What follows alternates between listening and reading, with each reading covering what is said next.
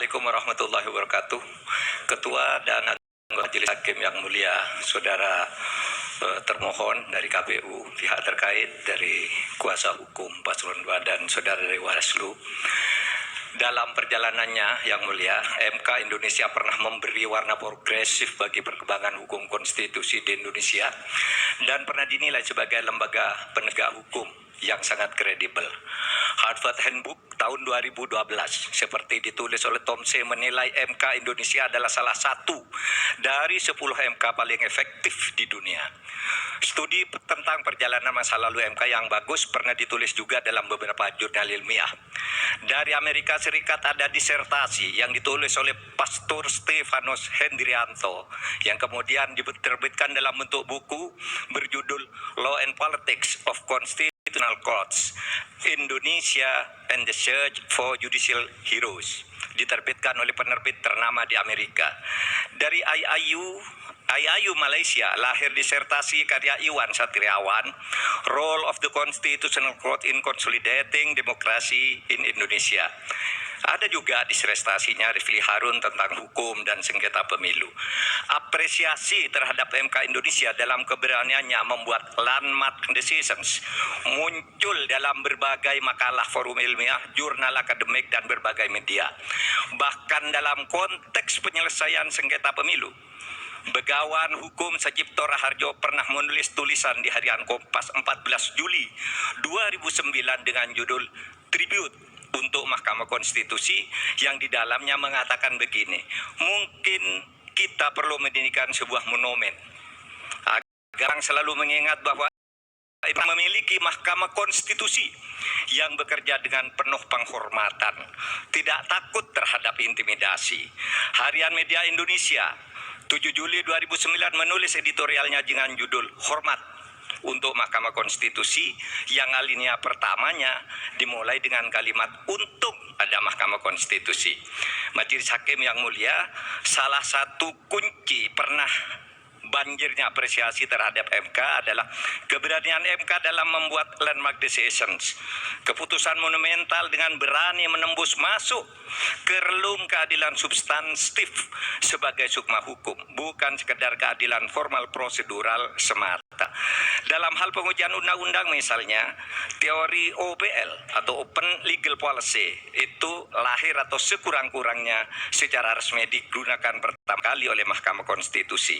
Dalam hal pelaksanaan pemilu, MK memperkenalkan pelanggaran TSM yang kemudian diadopsi di dalam tata hukum kita.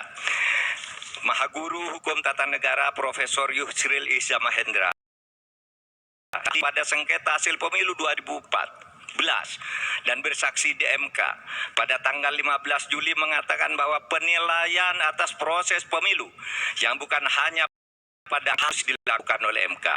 Pandangan ini bukan pandangan lama, melainkan pandangan yang selalu baru, yang justru terus berkembang sampai sekarang. Menjadikan MK hanya sekedar mahkamah kalkulator, menurut Pak Yusril, adalah justru merupakan pandangan lama yang sudah diperbarui sekarang. Di berbagai negara judicial activism banyak dilakukan oleh Mahkamah Konstitusi maupun Mahkamah Agung. Beberapa negara membatalkan hasil yang dilaksanakan secara curang dan melanggar prosedur seperti Australia, Ukraina, Bolivia, Kenya, Malawi, dan Thailand serta beberapa negara. Yang satu disebut ada Belarusia yang dinilai sebagai shame institution atau institusi pengadilan palsu karena selalu diintervensi oleh pemerintah. Akhirnya kami tahu sungguh berat bagi MK dalam sengketa hasil pemilu ini. Pastilah selalu ada yang datang kepada hakim yang mulia untuk mendorong agar permohonan ini ditolak. Dan pasti ada pula yang datang yang meminta agar MK mengabulkannya. Yang datang mendorong dan meminta itu tentu tidak harus orang atau institusi, melainkan bisikan hati nurani yang datang bergantian di dada para hakim, yaitu bisikan yang selalu terjadi antara ammaroh dan mutmainnah. Saya memaklumi tidak mudah bagi para hakim untuk menyelesaikan perang batin ini dengan baik. Tetapi akhirnya kami berharap MK mengambil langkah penting untuk menyelamatkan masa depan demokrasi dan hukum di Indonesia. Jangan sampai timbul persepsi bahkan kebiasaan bahwa bisa dimenangkan oleh yang punya kekuasaan atau yang dekat dengan kekuasaan dan mempunyai uang berlimpah. Jika ini dibiarkan terjadi, berarti keberadaan kita menjadi mundur. Kami berharap agar Majelis Hakim MK dapat bekerja dengan independen, penuh martabat dan penghormatan. Bagi kami yang penting bukan siapa yang menang, siapa yang kalah. Bagi kami, masalah ini adalah beyond election, melainkan harus merupakan edukasi kepada bangsa ini untuk menyelamatkan masa depan Indonesia dengan peradaban yang lebih maju melalui antara lain berhukum dengan elemen dasar sukmanya, yaitu keadilan substantif, moral, dan etika. Terima kasih Yang Mulia. Assalamualaikum warahmatullahi wabarakatuh. Waalaikumsalam.